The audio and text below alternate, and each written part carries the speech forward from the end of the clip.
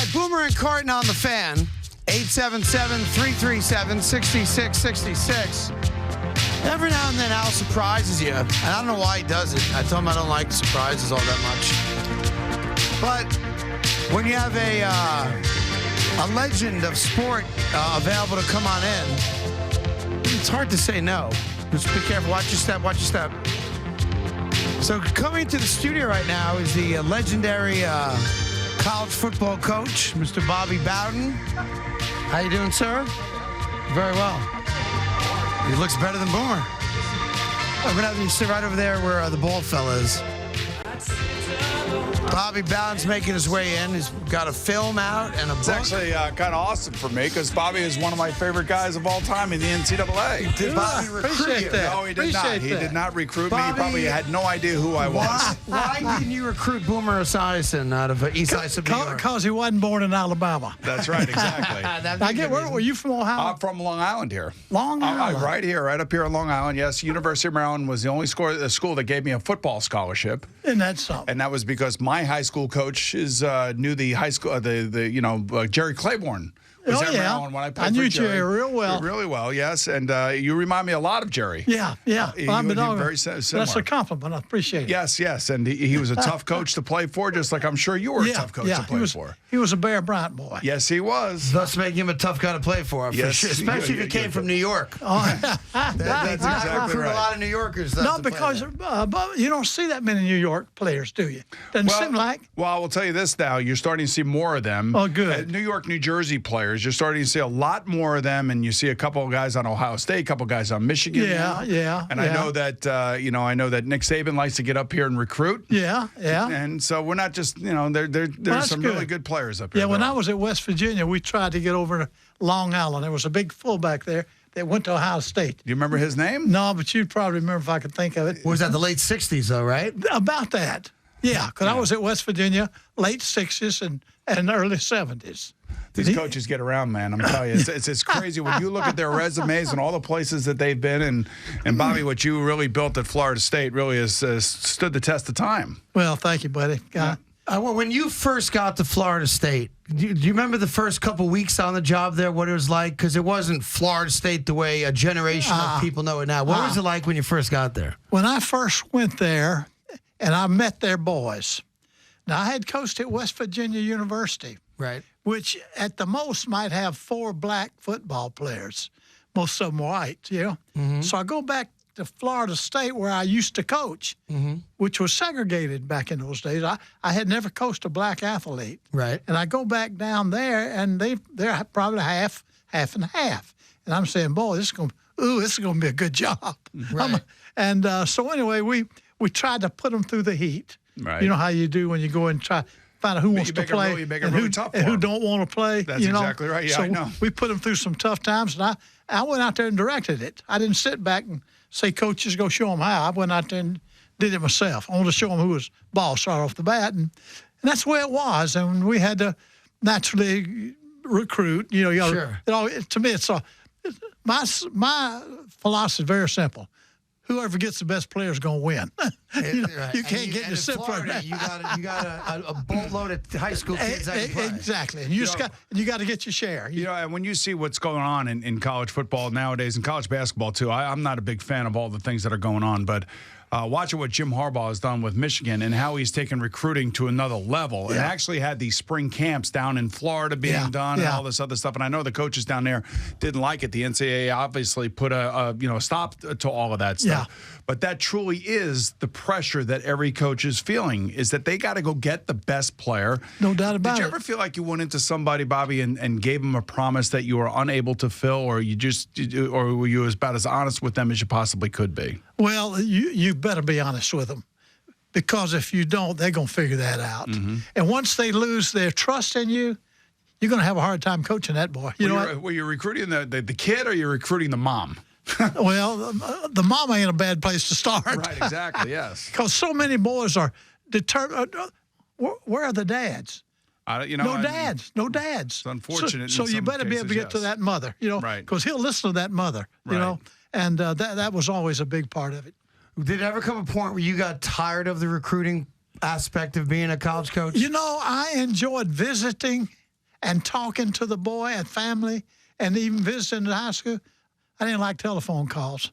You know, my coach would say, call so-and-so. I ain't going to call him. 50 people called him. Let's go see him. You know, I like to visit. I imagine they probably liked it too, because once you were successful, when Bobby Bowden shows up in a kid's living room, that's serious. That's exactly right. Because a lot of times I would go visit a kid, and he'd have a relative he had in there sitting in the living room with him. Do you remember, I was going to say, do you remember the first big recruit that you were able to acquire for Florida State that you said, man, we got something special here? Maybe it's somebody out there, you know, that we would all know. There's no doubt. You never forget those kind. Okay. Ron Simmons. Yeah, the big defensive lineman. Was right? a linebacker. Yeah, well, he played. Yeah, in high school he was a linebacker. Okay. We made a nose guard out of him. He played, if I remember, he played down at New Orleans. Did he go to New Orleans and play after you guys? I remember that because I remember the name. Yes. That could have been where it was. Okay. He came out of Georgia. Right. Now, the only way we got him is the guy that practically raised him and worked him in his business was a boy that had played for me before. Okay. So he got him to go to Florida State. Georgia liked to have a fit, you know, and so we got him. But at the time, he was about 6'2" and weighed about 250 pounds and could fly. Mm-hmm. So he was a linebacker. Well, the year before at Florida State, we had an only losing year. Our defense couldn't stop anybody. He comes in and we move him to nose guard. And we won. And all of a sudden, we won 10 ball games and go to a bowl game, win it. You know, and it was just like our coach said. He was better than anybody we had on the team when he came in there. Talking to Bobby Bowden, the book and the film, The Bowden Dynasty. Charlie Barnes helped write the book, A Story of Faith, Family, and Football. It's going to be a tough question I'm going to ask you, but it interests me.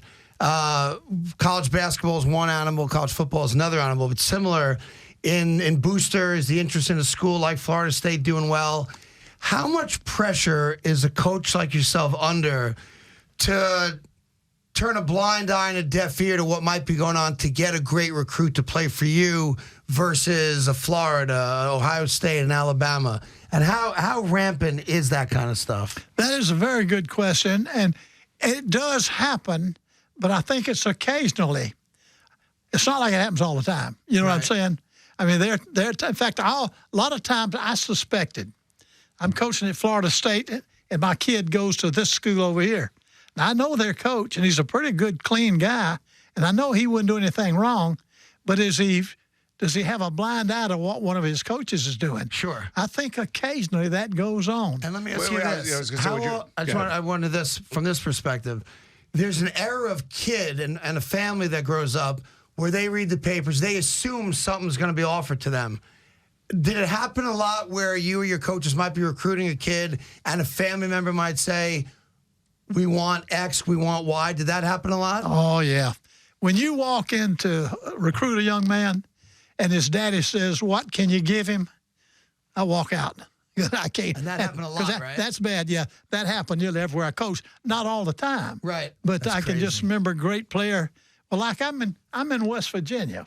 Well, not many people in West Virginia, you know. Right. So there was one great player in West Virginia, and another school was after him. And so, but as soon as I walked in to try to recruit him, his daddy said, "Well, what can you give him? You can't give him a car. Well, so-and-so's giving him a car, you know." So right. I walk out on those kind. I can't handle those kind. I'm going to give him a good education. I'm going to give him a good upbringing, and hopefully, I'm going to raise him as a gentleman. That's exactly right. Well, that's all you can do. But here's the problem. You know it is, Bobby. I mean, everybody thinks that every college football coach out there is dirty, and every program's dirty, and there are some dirty programs that ruin it for everybody else. Yeah. But I would think that when you get to the success of an Urban Meyer or somebody like a Nick Saban, you know, it's pretty easy to walk in there and say, hey, I'm Nick Saban. I want you to come play for me at Alabama. No doubt about it. Are you amazed at the level of player that he has gotten there and the level of success and sustained success he has there, knowing how hard it is to do that? I can't, especially at Alabama. Yeah. I mean, when Bear Bryant left there, I know I had a chance to go to Alabama.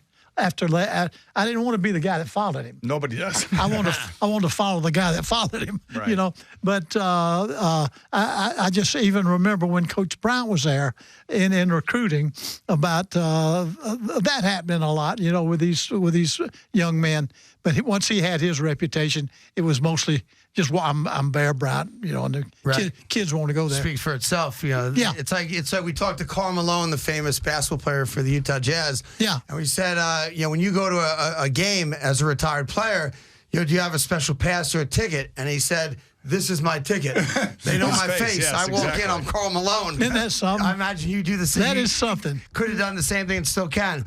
Of all the great moments and all the great players, I always wonder if individual moments stick out more than any other. Like when you go to bed at night and you have a flashback to a great play, a great game. What for you are one of the 2 or 3 that stick out the most in your career? There's no doubt the most important win at Florida State, and I was there 34 years, was in 1980. We were kind of a nobody. Mm-hmm. Nobody knew who Florida State was. We played Nebraska at Nebraska. They were number 3 in the nation. They were undefeated. We had just lost the week before to Miami. Okay. And so we go play them. Was it Mike Rozier and Irving Fryer and all those guys? Exactly. Exactly. Stein, Kueller, all those guys. And we played them at Nebraska. Right. And, they didn't used to lose there. That's right. Now, they've forgotten how to do that, but they used to not lose there. Yep. And so we upset them 18-14. They were on the 3-yard line. Games got a minute to go. They're fixing to beat us. Right. And they fumbled. We recover and win the doggone ball game. But that put us on the map. That changed things. People begin to say, who is this Florida State that beat Nebraska at Nebraska? We're talking to the great Bobby Bowden. I just want to ask you a question about one of your players. And I always wonder about the dynamics of coaching like an Odell Beckham Jr. for Ben McAdoo and the Giants, or Les Miles when he was there at LSU with him. Yeah. You have this supreme, unbelievable talent who is a unbelievable personality, bigger than life. You had one of those guys. His name was Deion Sanders. Yeah. What was it like coaching a young Deion Sanders at Florida State? And how in the world do you deal with a guy that is so flamboyant? That's a good, young question. First year he was there. Yep. Second year he was there.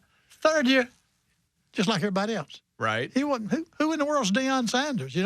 Fourth year, somebody got to him, said, "Hey, Deion, you make a lot of money if you'll do this and do that." So he changed his fourth year. First thing I knew, he was carrying a dadgum puppet around with him and cutting up, Yeah. And then he began to cut up and win the Pro Bowl the same way. It used to disappoint us. I think he finally settled down on that, But it used to disappoint us at first. Right. But I would just say that, out of all the players you've had, there was one player also. I was here at the New York Jets from 93 to 95. Yeah. 93, 4 and 5. And 95 was a terrible season. Uh-huh. And there was a guy that was playing for the Knicks who people said the best quarterback in New York at the time was the point guard for the Knicks. His name was Charlie Ward. Oh, Charlie. Right. Old Charlie, yeah. right? Old Charlie. Oh, yeah. So, he turned out to have a nice NBA career. But he had to be one of your top players at that time No as doubt well, about right? it. No doubt about it. Yeah. Tell us a little bit about Charlie from what you can remember for him playing for you. Charlie Ward lived 25 miles up the road. Okay. Because we were only 20 miles from Georgia. Yep. He lived on the other side in Georgia. So he comes to Florida State. Well, his first year there, we had 2 good quarterbacks. We had Brad Johnson, who later on Won the Super took Bowl, the Bucks, yep. yeah. And then we had Casey Weldon. Casey So Weldon, we didn't need Charlie at that time. So Charlie, you're going to have to punt for. He could punt. Mm-hmm. So he comes in as a freshman and punts for us. Well, then I still got 2 more years with the other guys. Charlie, you're going to have a basketball? Oh, good, boy. Good luck to you. So he goes out basketball in first team, and so he's happy. He's playing ball. So right. we redshirted him for a year. Then he plays another year of basketball. Then he becomes a junior. He's a starting quarterback. We only missed the national championship by 1 game. Mm-hmm. Then the next year we win the national championship with Charlie. Yep. He was just something special. And one of the nicest things he did. You know how it is that if you're in your senior year and you're a good basketball player and you're a good football player, okay, get them bidding for you. Right. Get them bidding for you and kick that price up there. He wouldn't do that. He made the statement publicly, Coach, if I get drafted number 1 in basketball, I'm going basketball. Right. And that saves some pro club from wasting a first-round choice because they would call me, how about Charlie? As a football player. How about him as a football player? I said, okay, but you know what he said? and they listened to him, and sure enough, he went first round with the Knicks or somebody. Yep. So nobody You wasted. think he would have been a decent NFL pro? I think so. As a I think quarterback? so. Yeah. Yeah, they were trying to get him to come out of a Knick uniform to replace me as the jet quarterback. things when you were here. Exactly, Well, which is fine. And he was a great guy and still is. Good right? guy. Yes. Yeah, good guy. And still very much involved in Florida State and everything, or No, a lot of those guys. Because I'm watching the Rose Bowl yesterday. You see Yeah. all the USC guys on the sidelines, Yeah, some Penn yeah. State guys Right. were there. Yeah. I mean, that's got to be one of the best parts about being a college coach that actually has a program like you built there at Florida State. All those guys coming back. Yeah. Did you like kind of like want that to happen? Did you want the guys to come back? Boomer, I've never gone back. Oh, you've never gone Never back. gone back. Well, I say it. They've asked me a couple times to come. Right, right. I told Jimbo Right, when right. I left. Jimbo. I went by to see Jimbo. I said, Jimbo, I'm not coming back now. I said, I'm not going to come around because I knew what would happen if I came back and hung around. Yeah. If he ever made a mistake, why don't you do it like Bobby used to do it? Yeah. I've been through that. I didn't want him to have to go through that. Tom Coughlin went the other way with the New York Giants. He hung around for a year and a half. Oh, boy. The name of the documentary is The Bowden Dynasty. It presents the coaching legacy of Florida State's Bobby Bowden, who's kind enough to join us here. There's a film that's going to be released in theaters via Fathom Events January 8th. And that'll be, they'll do that from the NCAA football championship game, which is coming up in a week. And there's a book that I'm holding in front of me, which is basically it's like an encyclopedia of college football based on your career and your sons who have all had great success along the way. I think every Bowden at some point had an undefeated season at college, if I'm not mistaken about that, right? Yeah, my son. I was 74. I finally got one. My son listen, yeah. Terry gets one his first year at Auburn. Right. Then Tommy gets one at Clemson. No, he got it at Tulane. So Tulane. Yeah, Yeah, look at this. Wow. When you were at Florida State and you built this great program, and you have Jimmy Johnson at Miami, and you have Steve Spurrier, of course, at Florida. Yeah. I would get the sense that Jimmy's personality wasn't your style, but Spurrier's was more you respected the style of coaching, the personality-wise. Am I right on that? Jimmy Johnson was one of the toughest coaches we played against. We beat him his first year when he wasn't on the ball. Right. We couldn't handle him after that. I thought he was a great coach. Steve is unbelievable. When Bear Bryant put his 25 years in at Alabama, it was just understood. You had to run the ball. You can't win. You have to run the football. Steve comes in there and proves, you throw the ball and then run it. You know what? And I didn't think that could happen, but I did, and it changed. I think now you got everybody willing to throw the ball. Everybody's in the spread now and everything. Yeah. You think he was the godfather of that? I think so. I think no doubt about it. Yeah. So it's interesting that you were a quarterback as a player, right? Yeah. So I would think that you'd be a guy when you first, start coaching, that you'd be down with throwing the ball as much as possible because that's what you did. Hey, when I first started coaching, run the ball, pass if it's over 3 yards. Right, exactly. And then punt and play defense. And then punt and play Now, defense. That's right. exactly. Tell us a story. I changed later. When Boomer played college football, and I don't want to put words in your mouth, so if I'm saying this wrong, please stop me, that when you played against Bo Jackson, Yes. At that Auburn. it was, boy. even you on the sideline, you watched that guy play. Yeah. That he was the most special college player you had ever played against. I've never seen anything like it. What I've always said, and I've been raised in the South. Right. I saw all those guys. Two best athletes I ever saw was Dion and Bo. Now, Bo weighed about 40 pounds more than Dion and could fly. He's one of the best athletes I've ever seen. Yeah, he was. And I told Craig, I said, I just sat there with my mouth open. I've never seen an athlete quite like that. And of course, it's the same time when Herschel Walker was doing his thing at Georgia as well. So Yeah. there was so many, and there still are, so many great players that come out of the South. Because football, I don't think people understand it. Football is life in the South. Yeah. Yeah. And when you go see a college or a high school football game and you're Bobby Bowden in the prime of your career, it is like the parting of the Red Sea. Here comes one of the great coaches because people who are playing high school football appreciate what it really truly is and what the game means to those communities. Yeah. It's really a religion down there. Too much. You think Too so? much. I think people, I think there's more. That book, my priorities are not football. Right. I used to speak at the National Coaches Convention. And I tell those coaches, hey, coaches, don't let football be your God.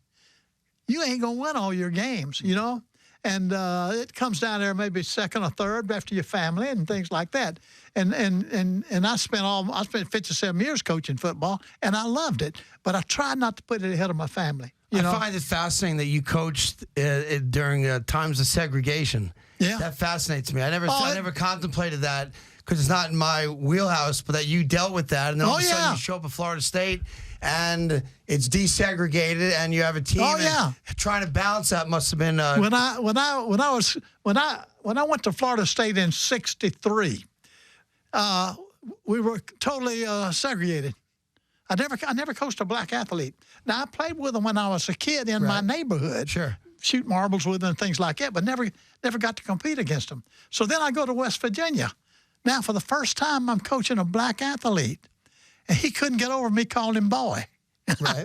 Well, That's what my daddy called. My daddy called me boy. That's all I ever learned, Right. And so he laughs at it now, But do you remember? Do you still have a relationship with that player? Yeah, you do. He's coming to this Sunday night. They're going to have it's going to be. He's coming. So January. That's the Garrett release Ford of the movie. Yeah. That's great that you maintain that relationship. It's great. Yeah, I hired him. Did you happen to see the Denzel Washington movie?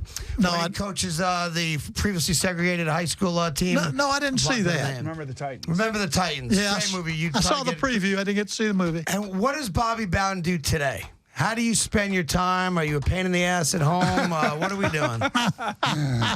Well, I'll tell you what I did. I was in the hospital about 2 weeks ago. Okay. I finally got out, and I'm feeling a lot better. But Good. Up until then, I would get up in the morning and have breakfast, and I'd go out and hit a golf ball for about 2 hours. Didn't have time. Didn't have 4 to play. Right. But I live on a golf course. I'd go out and Okay. hit balls. Yeah, and then come in and then kind of lay around and rest and eat supper. Take my wife. She and I'd eat supper about 3 o'clock. That way we didn't have to have it 2 meals a day. Yeah. There you go. And you don't have to wait in line either when you're eating dinner at 3. And But it go was. to local But then Perkins. I made talks all the time. you do. Yeah. I always wonder, is there like a constant stream of ex-players and coaches calling you, coming by, saying hi? No, Or you guys no. just kind of hanging out and doing your own thing? No, I might run into them.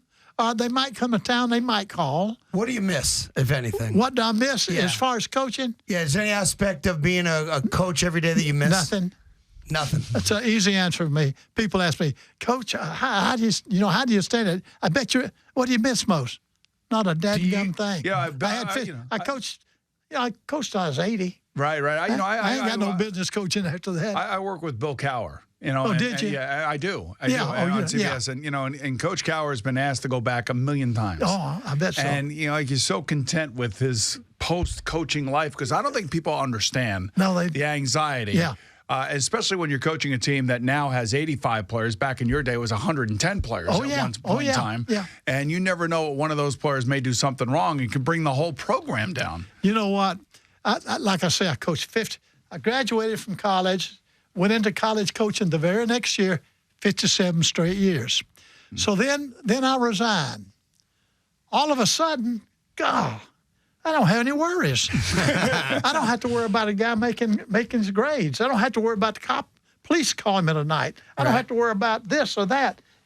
All of a sudden there's a weight lifted off it you didn't know you had. And that's I think that's what you didn't Coach know you Cowher's had it. talking about. Yeah, That's the I anxiety I know of we got coaching. to let you go here. So final 2 things. Yeah. Do you have any regrets? About coaching? Yeah. No, not a bit. I never remember a day that I hated to go to work.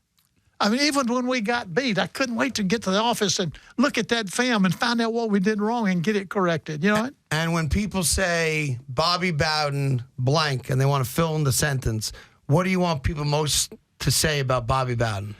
Well, I'd like for them to say that I did it right. I didn't cheat. I didn't break the rules. And I know one of my goals when I started coaching, because of the way I was raised, my mom and daddy, I want to coach and win and show people you can do it without cheating. Now, if you do it without cheating and lose, that don't get a lot of attention, But if you can be a winner and don't cheat, then that's showing other young kids, hey, you can do it right and win.